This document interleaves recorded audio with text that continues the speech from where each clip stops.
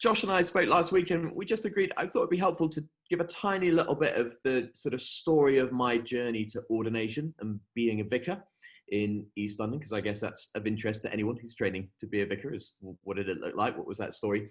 And then just a little bit of how organising fit into that. And I'll spend a few minutes doing that. And then I want to talk about organising just under a couple of headings, really, looking at organising as kind of home affairs and foreign affairs. That's a phrase that I'm borrowing from a friend of mine, but something that's internal for our congregational life and the life of the church, and something that's external for the life of our neighbourhoods and our parish and the world. But my background, I grew up in Bristol in the southwest. Bristol has been very much in the news the last few days, as you know, and indeed as a child I was on a few marches campaigning for the dismantling of the Hoxton statue in the early 80s. I wasn't raised in a Christian home. I was raised in a solidly Marxist atheist home and very politically active. My dad was a member of the Communist Party, so I spent my childhood helping to deliver the Morning Star and hanging out at the back of CP meetings, and being, you know, ferociously anti-establishment and anti-religion. And here I am, a Church of England priest and vicar. So, you know, that's God, I suppose, for you, and God's sense of humour. And I mean, that will be relevant in a little while. I became a Christian in a low evangelical church, really through their youth work program when I was 14 years old, and fantastic youth work program. And I was, you know, had no particular Anglican allegiance. It just happened that that's where the good youth work was, and where the church was investing and nurturing. So my first years as a Christian were very much in that low evangelical and then kind of charismatic evangelical setting. I was around Soul Survivor and New Wine in the 90s, in the mid-90s, and very influenced. And to the extent when I was 17 years old, so I became a Christian at 14 and had expected to go into some kind of career in the performing arts, acting, dance, music, some field like that. That was what I did from childhood. And when I was 17 years old, over the course of a few months, I felt God calling me to become a vicar in the Church of England. And I didn't really know what that meant. I certainly wouldn't have known the language of priest. It was just to lead a church. I think I saw the guy who was leading the church in Bristol where I worshipped, and felt as though God was just nudging me into that path. And as a slightly precocious 17-year-old, I made an appointment with the vicar and went to see him and was told, it was encouraged and told to wait and pray and see what happened. So I decided not to go to university to pursue acting or music, which I had intended to do, and instead went and got involved in youth work and worship, and that led me to Soul Survivor Watford, where I was involved in stuff there, and eventually to deciding I wanted to study theology. And an undergraduate degree at partly at London Bible College and then completed at King's College London moved me into the inner city. And from a kind of low church, charismatic, apolitical, anti-intellectual sort of milieu into a more engaged, politically engaged context in a church in Westbourne Park, St. Stephen's Westbourne Park. So my sending church for ordination is Dora's sending church. So that's a nice little bit of synergy we have here. The only thing, and the reason that's particularly relevant and will become relevant in the kind of biographical journey, is that I was slightly disenchanted with the decontextualized and apolitical approach of places like I love the church. I have brilliant friends there. I was formed brilliantly there in all kinds of ways, but it felt as though it was also ahistorical. It didn't want, you know, there was always a slight what's the word? You know, it could be quite short-sighted. And I remember chatting with a tutor at King's as an undergraduate and saying I was looking for a church that my little acronym was a TCP church. I don't know why I chose that, but it was to do with something that was rooted in the tradition, the deep traditio, not traditional, but a place that wanted to learn from history, a place that wanted to listen to our, you know, and receive the gifts of our inheritance.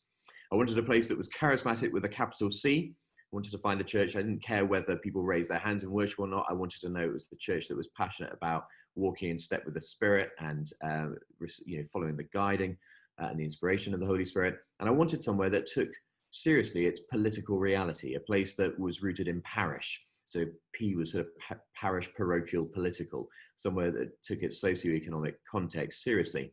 And that was partly because I was having to reintegrate, my own upbringing as a very kind of politically active and aware child and young adult into a sort of mature Christian faith. And the church I ended up at was St. Stephen's, Westbourne Park. And the reason I ended up there was that another guy who I was at King's with at the same time was called Luke Bretherton. Now, anyone who's doing any kind of reading into the theology of community organising or any political theology, you'll come across Luke Bretherton's name at some point. He was doing his PhD at King's when I was an undergraduate, and we struck up a friendship, and he invited me to his church, which was St. Stephen's, Westbourne Park. And I lived with him for a while, with him and his family, while I was at the church, and then was appointed there as a youth and worship pastor, and spent 4 wonderful years there, sent off to ordination, and the rest is history.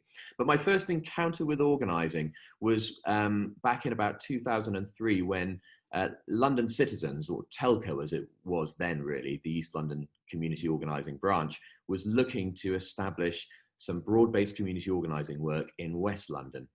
And Josh, you'll remember Gilly Hayworth, her daughter Catherine Hayworth, came over to speak at an event that we held one evening that Luke was hosting, and I was there, and it piqued my interest because this was an entirely new approach. This was a new approach that was not party political, but was rooted in local communities, local organisations, local civic renewal, and seemed to be about bringing people together into these conversations. And it was very intriguing, very enticing and exciting, and went absolutely nowhere at that moment. Fast forward through history, and 2 years at Ridley, 3 years as a curate in Islington, in a church in the kind of HTB network of churches. That was the kind of family, quite preoccupied with alpha, church growth, leadership, mission and evangelism, all really good things, but not terribly aware of its local context or how to develop missional partnerships or for local civic renewal and neighbourhood renewal in its context. And that was probably a little frustrating for me. And then in 2010, 10 years ago, I came down the road to Hoxton, just as Shoreditch Citizens was being founded as a new branch of Citizens UK, London Citizens, for community organising. And it immediately piqued my interest. But when the first organisers came to meet with me about St. John's Hoxton getting involved, I explained to them that they didn't need to persuade me, because that was preaching to the choir. I was already up for it. But the important thing was that they would, this was something that the people of the church had to engage with. And when I arrived at St. John's, it was a small church. It was struggling, no money. The building was a bit of a mess. Very low on its confidence and its competence and its sense of agency to do very much. And no team. In fact, no email, no website, no internet. But a Windows 95 computer in the office. It was a little bit like stepping back through a kind of time portal. And an 0171 phone number on the notice board outside, for those who are old enough to remember what that is. So really my first steps into organising at St. John's were to invite the community organisers to come and speak at a service, to speak at a PCC, and to hold a house meeting. And I said, if other people in the church want to join in with this work, then we will join and we'll get committed and we'll get involved. We might come back to that process a little bit later. So why did I decide to do this? Surely there were other more important priorities for a small, struggling inner city church.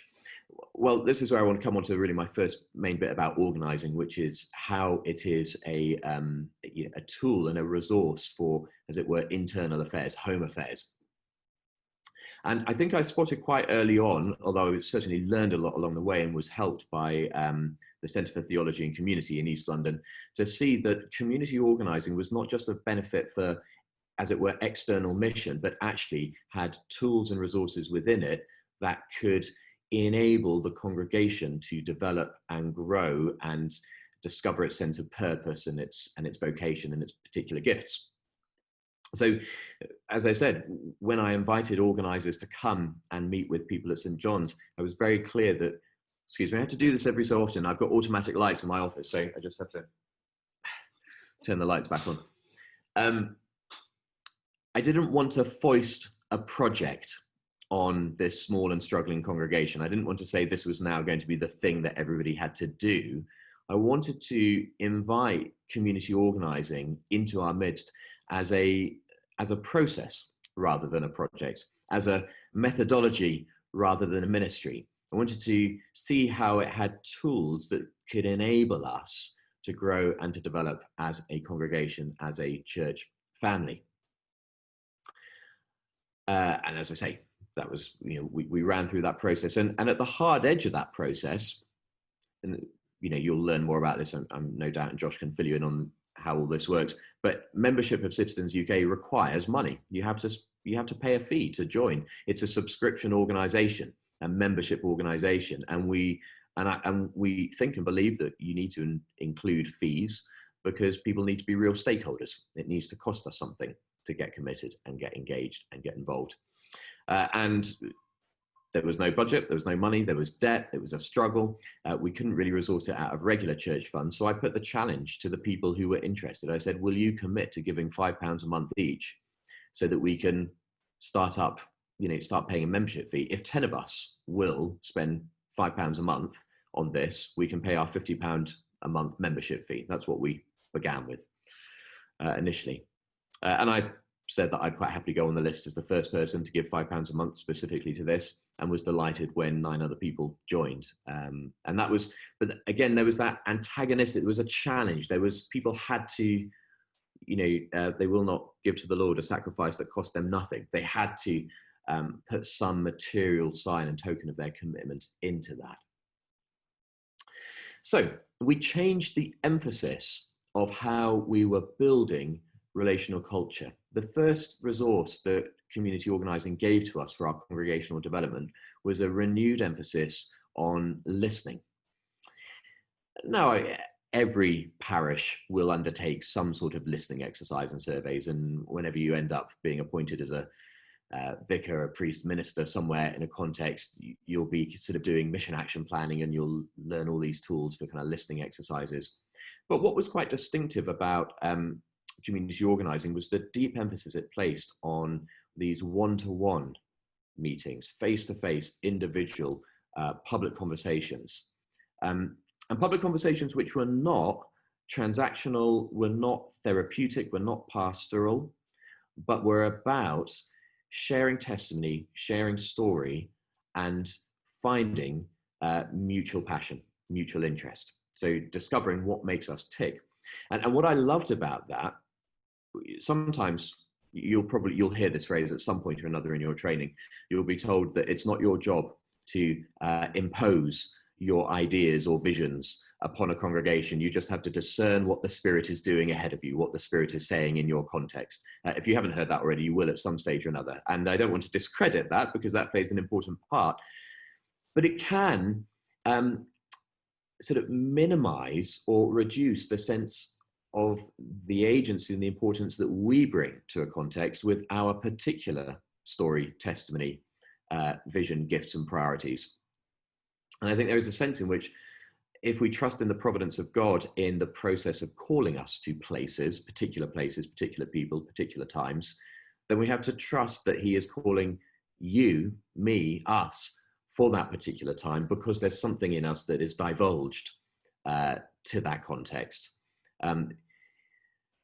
So we want to discern by listening what the Lord is up to in a place, but we also need to recognize what's being divulged to a place in a context through our own stories, our own testimonies, our own passions. And the one-to-one conversation, the listening conversation in Citizens, makes space for both. It makes space to say, here's my story, here's what makes me tick. And you may have noticed, I just shared with you a bit of my story. You know a bit about my upbringing. You know a bit about how my priorities might have been shaped. You know where I've come from. So we're bringing something to the table, and then we're listening and inviting, and we're looking for those points of correlation and integration, where we can build common cause and common purpose. So relational culture resists imposing a predetermined mission activity, and it instead responds to the gifts and the needs and the opportunities that are in a room together. Track forwards a few years, and one of the things that we learned to do here was change the way we did our newcomers evenings. And Josh was organised some of the newcomers events that we did, some of the newcomers evenings brilliantly. And in most churches I've ever been in, a newcomers lunch or a newcomers evening is an opportunity to invite anyone who's new to the church in the last 3, 4, 6 months or whatever.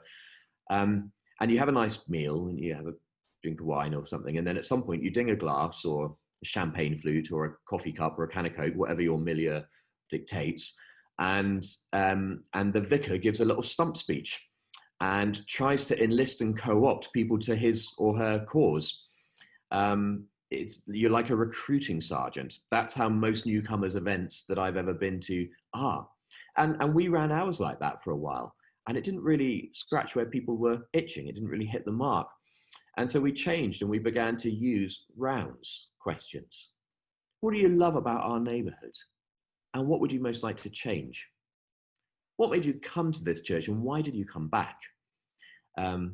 What childhood dream died? What, those sorts of questions to get people to open up something about their personality, about their relationship to the church, how they are in the body. And fascinatingly, what we discovered was that if we could do that listening well in rounds in these house meetings, and then sort of tailor and design the programs of activity in the church to meet the things that people were actually passionate about, there was much better buy-in and co-option.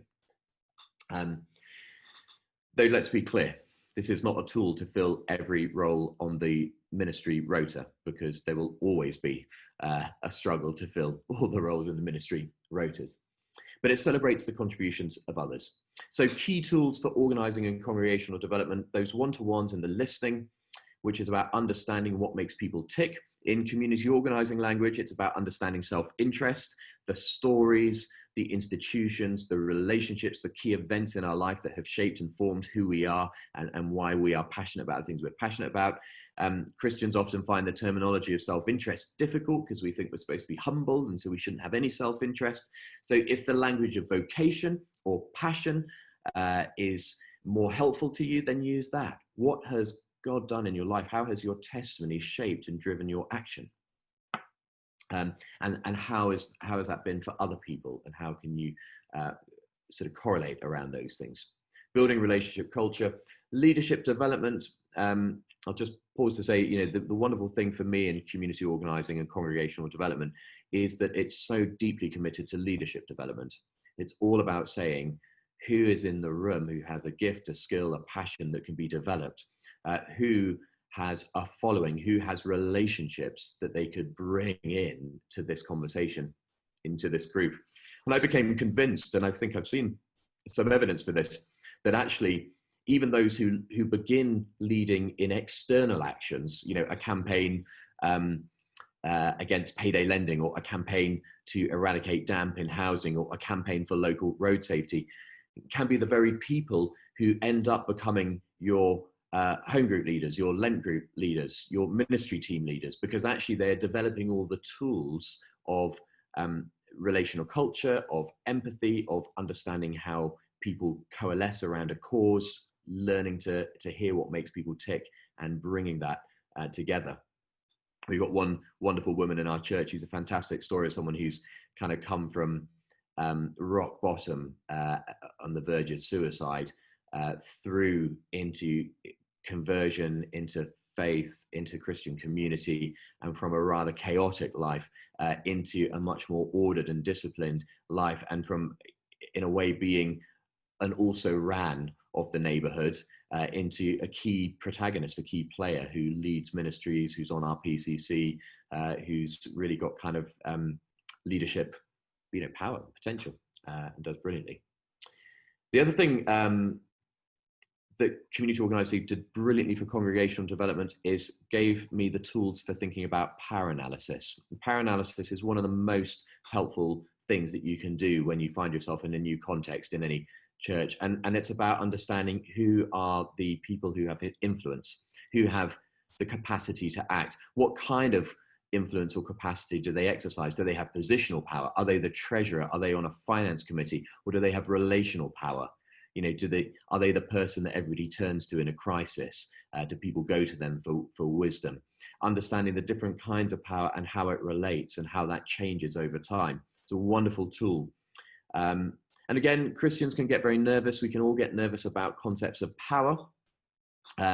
Maybe we fear that you know, absolute power corrupts absolutely, or there's a nervousness about dominant power and power used to manipulate or coerce and to dominate over people. But actually power, there is a theology of power at the heart of the New Testament. We are invited to be clothed with power from on high, to be empowered. We are not given a spirit of timidity, but a spirit of power. And power, again, in community organizing language, the definition of power is simply the capacity to act. Can you act? Can you speak up, stand up, step up, make change? Can you influence? Can you stand alongside people, gather people together? Can you speak?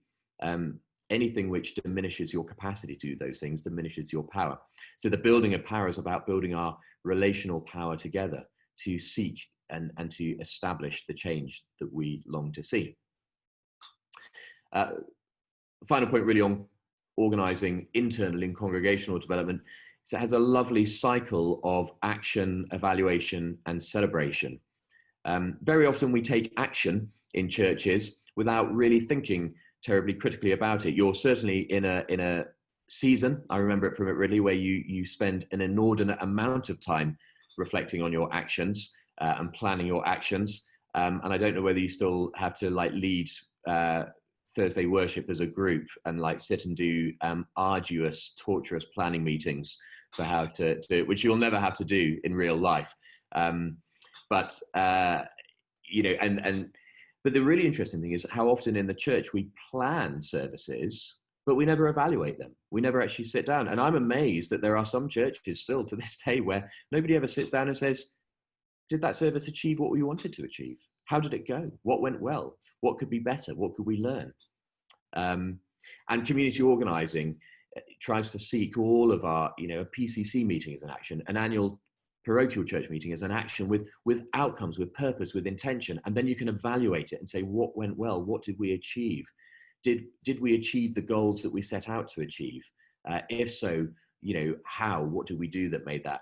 If not, why? What can we learn? And one of the lovely things about the community organizing model that I think is also distinct to some of the tools we get at theological college is that celebration is part of the cycle. Listening, research, action, evaluation, celebration. That's not there in the pastoral reflective cycle. There's no real moment of celebration. And yet, actually, I think that we need to be a people who celebrate the good things that God is doing and the good things that God is establishing amongst us. I'm very bad at it. And I've benefited from good colleagues around me to remind me to do that, partly because for those who are Enneagram people, I'm an Enneagram number 3. I'm just a what's next person. Just, you know, get on with the next thing on the to-do list. But actually pausing to celebrate what's been achieved is really, really valuable. So that's my conviction that community organizing gives us the tools to develop leaders. It gives us new models of participation, new ways of taking very seriously the body of Christ, where we are listening to one another, developing a relational culture, being responsive to need and gift that is actually there rather than anything kind of preconceived or predetermined, but also taking seriously our own agency within that cycle. Let me say a few things more briefly about organizing and the sort of external, as it were, organizing in mission, organizing in politics. These are thought of mine. I spent a little bit of time a few years ago thinking a bit about the threefold ministry of Christ as prophet, priest, and king, and well worth looking at Calvin on that. But thinking a bit about what it means for me, as you know, I'm from a kind of low church background. The language of priest was not always innate or natural to me. But thinking about what it means to be a person who sort of stands in the gap and There's a lovely quote from Rowan Williams, who says, I'll share some of these quotes via Josh later. In the Old Testament, a priest is somebody who interprets God and humanity to each other. A priest is someone who builds bridges between God and humanity when the relationship has been wrecked. Somebody who, by offering sacrifice to God, recreates a shattered relationship. And I found that really helpful for thinking about what it means to be a priest, a priestly person, and a priestly community, to stand in this mediating and interpretive role between God and our neighbor. I've sometimes imagined visually, I sometimes imagine the role of a priest in a congregation within a worshiping community is to be a bit like a 45-degree angled mirror on the floor, reflecting the needs, the concerns, the passions, the gifts of the people up, as it were, to God, in celebration, in thanksgiving, in praise, in intercession, and reflecting the gifts, the promises, the truths, the love, the compassion, the grace of God out, as it were, horizontally to the people.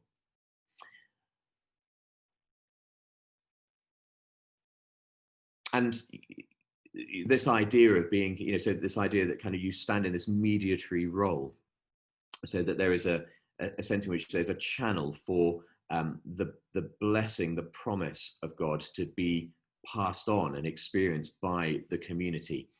You might notice that will resonate. Many of you will have read The Ever-Widening Circle by Graham Tomlin, and his sort of thesis there about God choosing the one to bless the many, choosing the one person to bless the family, the one family to bless a wider community, the one nation, the one church to bless the many.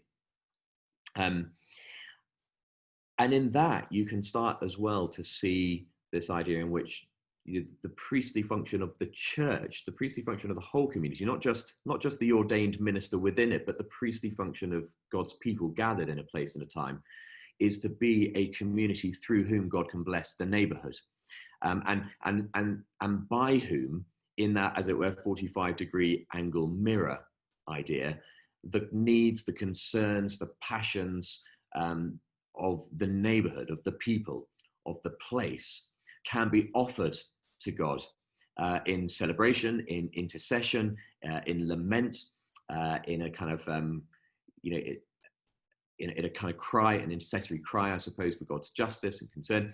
But similarly, God's kind of prophetic cry for justice can be passed out through that priestly community in a time and in a place.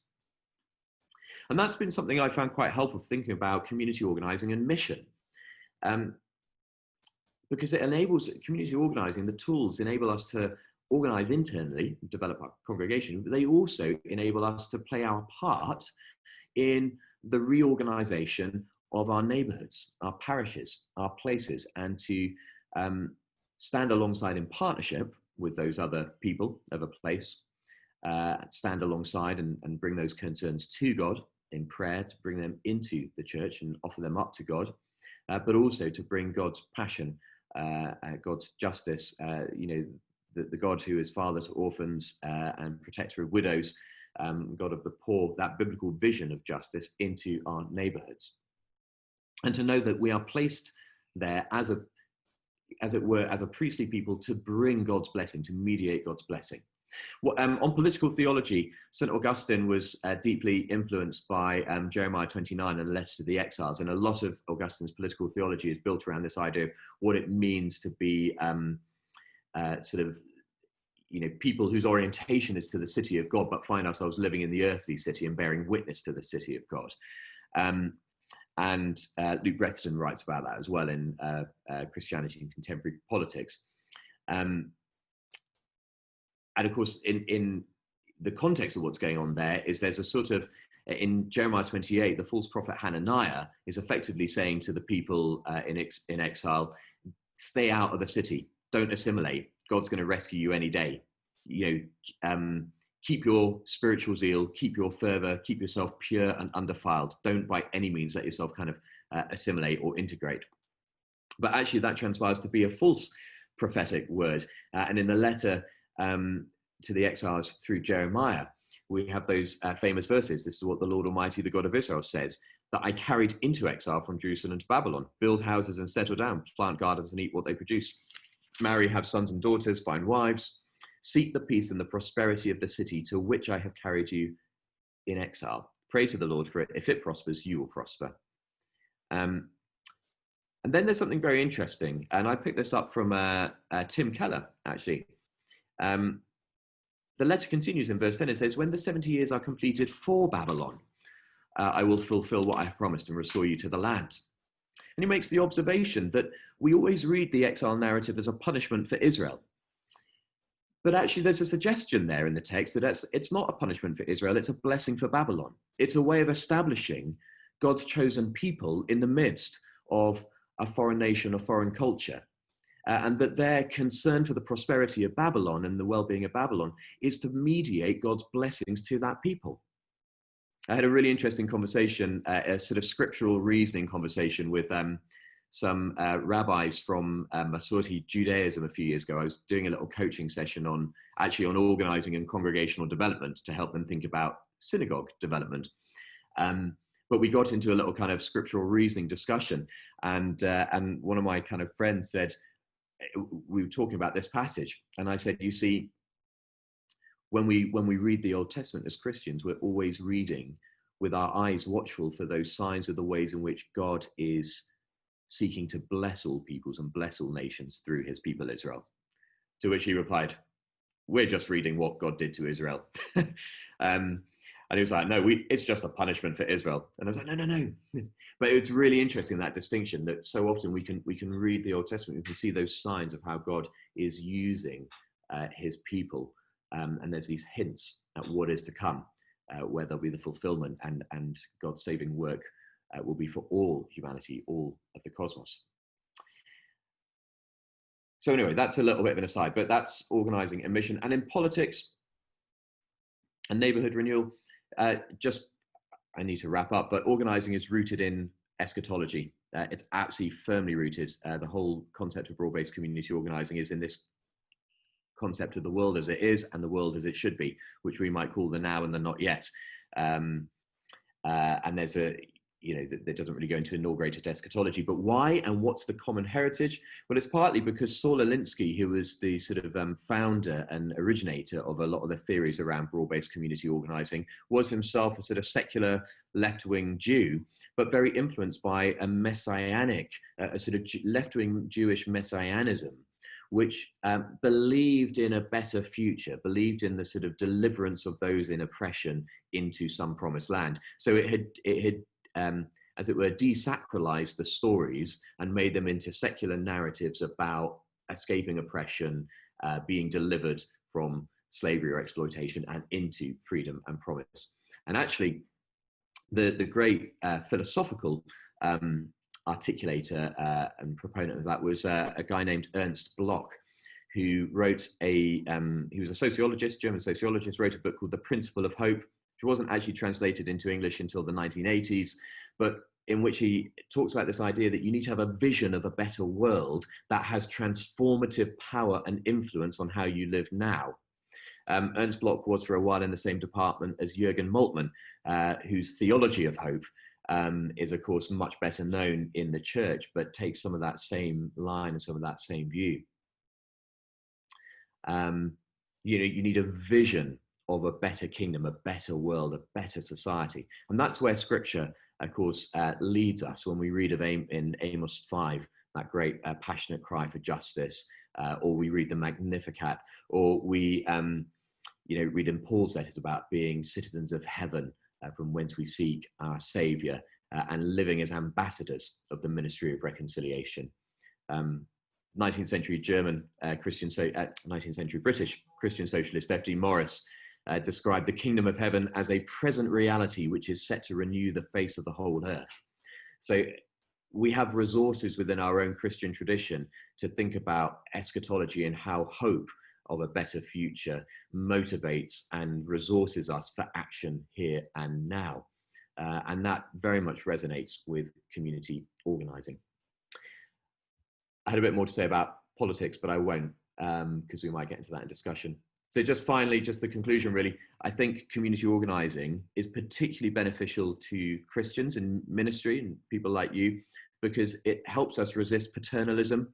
There is a stream of the church which has, for a long time, especially in my kind of low evangelical tradition, embraced a kind of paternalistic understanding of salvation and social transformation, where we who are saved have the goods, and we will therefore come and dispense those goods for your benefit. And because it doesn't always have a very open and reflective analysis of its power, it can be quite coercive, quite controlling. Of course, we're also thinking about all of that in relation to white privilege and racial justice at the moment as well. But community organising helps us think about that and helps us resist that paternalism. It's deeply committed to the whole body of Christ. I think it gives us a really powerful and humble model and set of tools and practices to exercise neighbour love. And because listening is at the heart, it's at its best, it can be a really powerful way of loving people.